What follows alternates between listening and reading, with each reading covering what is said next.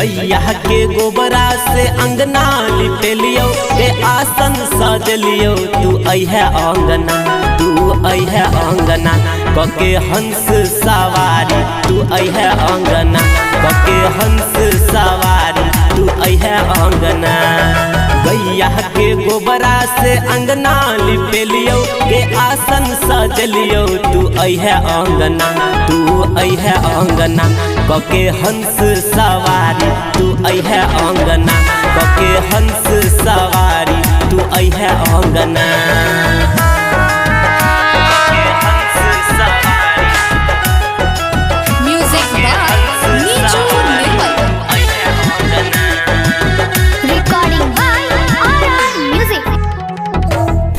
बेल पतला के पूजा के थाली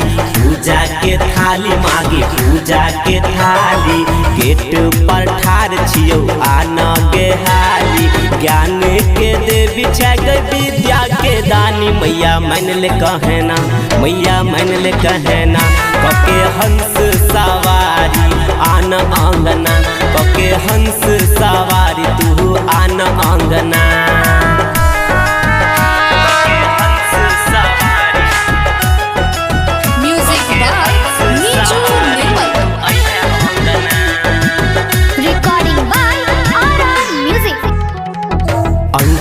उजाला कहो आन एक बार गे आन एक बार मागे आन एक बार गे स्वागत में जुटल छौ सब परिवार गे राइटर राजा के ने छौ सब तैयारी तू आन अंगना